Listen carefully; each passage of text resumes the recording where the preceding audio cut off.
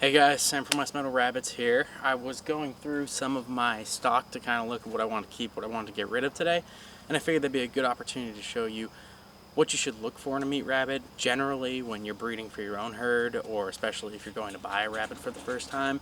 I want to point out some things that you should definitely be looking for, what makes a good meat rabbit, and some things to kind of keep an eye on. I don't have a lot of batteries, so I'll try to make this quick. Let me go grab a rabbit.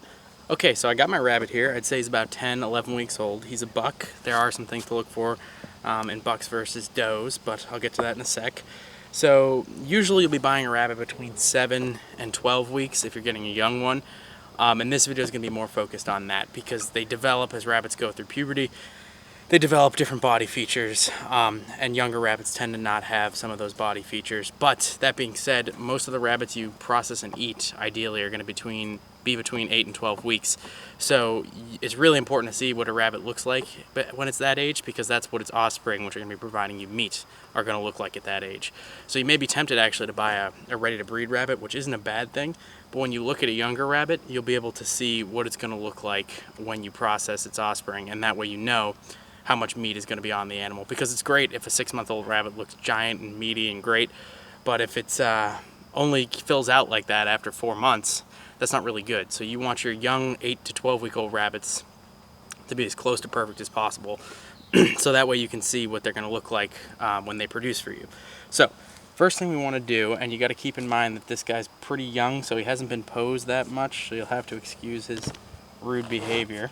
So the first thing you want to look for is what we call the top line, which is this arc right here. You can see he's scooting forward.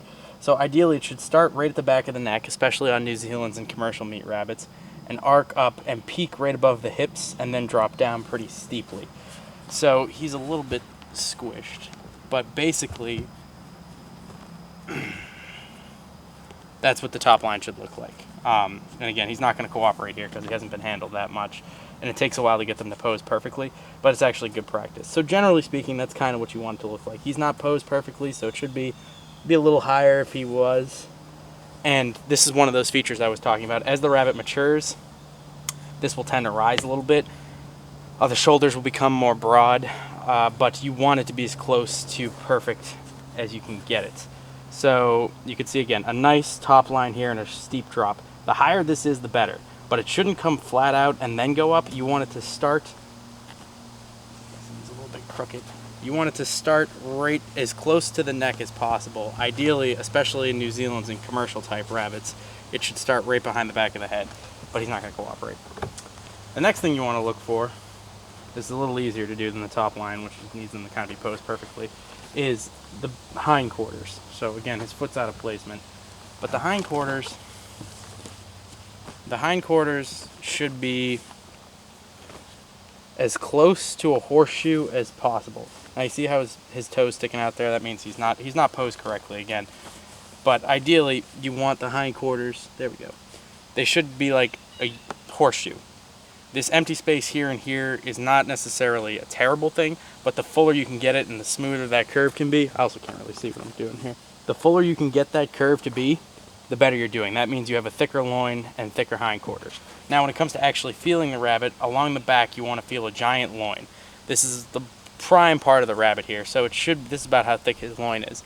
It should be as wide as possible, and you want it to carry down as far as possible. Now my particular variety I breed is New Zealand Reds, and they have a genetic feature where it tends to taper towards the hips, and that'll happen with a lot of rabbits. You can feel the hips right here, but it doesn't really happen until it gets pretty close. And the fuller this loin is, and the fuller it carries through to the hips, the better. Obviously the back legs are the meat of your rabbit. You don't want to feel any obvious bones. There should be a good amount of meat there, and again you can tell that basically by how filled out the back of the rabbit looks in that particular situation. The front of the rabbit, right here are the shoulders. So ideally the shoulders should be as wide as possible. You want them to be just slightly narrower than the back. This is easiest to see from the top of the rabbit, but the camera angle is not going to do it. But basically when you have them on the ground, the shoulders should be as close to as wide as possible to the back, but a little difference is what it's supposed to be. It's not supposed to be as wide. It shouldn't look like a block. It should look like an ever so slight taper, but he should be more blobbish. And then of course you can feel the shoulders from the front. You want them to be as well developed as possible. Basically, this is less meat here, so the more meaty it is, the better, basically. And you can again tell that by looking. The easiest way to tell is by posing it correctly, looking from above, and seeing how wide they are. Of course, again from the side here, and this is the trickiest part because they tend to scrunch up like this. You can see he's too far back. But ideally, this should be up and straight. That's a sign of well-developed shoulders. The higher up these are, the better. Basically, you don't want it to be flat. You definitely don't want it to be thin. That's a good sign. Now, that covers most of the basics as far as meat distribution. I'm not going into super detail here, just the sort of the general outline of what you want to look for. Other things to keep an eye on are ears. They should be clean. For most New Zealand's and most commercial breeds, the ears should be good size to dissipate heat. You don't want them flopping at the tips. It's not the end of the world if they do, but that is a fault. And of course you want them to be clean. That's more important here. So it's also important to differentiate between aesthetics and basically actual meat producing ability. If you're only looking for meat, floppy ears and color doesn't really matter. The main thing you're going to want to focus on is meat distribution.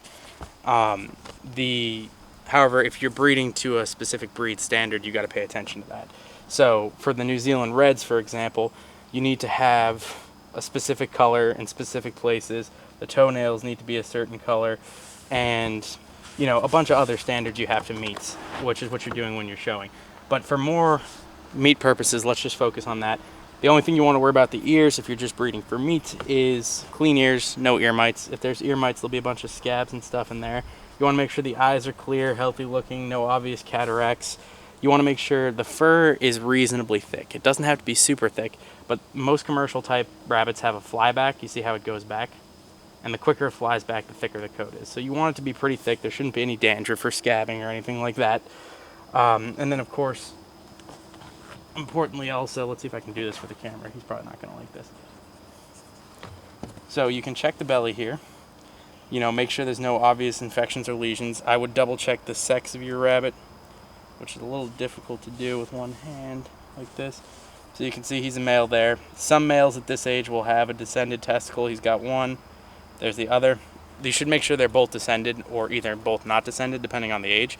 If they're pretty young, it doesn't matter if they're both descended, but you just want to make sure he has two. This is a good time to check the feet. Make sure he doesn't have sore hocks. You want all the fur on the foot pads. Same thing with the front. And you can also check his teeth. You probably can't see that. The teeth on the top, see how they're straight right there? That's good. They should also overbite. They should overbite the teeth. That's probably hard to see. The teeth on the bottom should also be straight, but the top should overbite the bottom. And you also want to make sure there's no runny nose or anything like that. So if the coat looks healthy and they've got all those basic, easy buddy, you probably didn't like that. If they got all those basic, you know, sort of health quality checks, then you're looking pretty good. You know, another thing to look for, obviously, you want the tail to be straight, not broken, no broken toes, stuff like that. But a younger rabbit, you're probably not going to see too much of that. If there is, you should avoid it.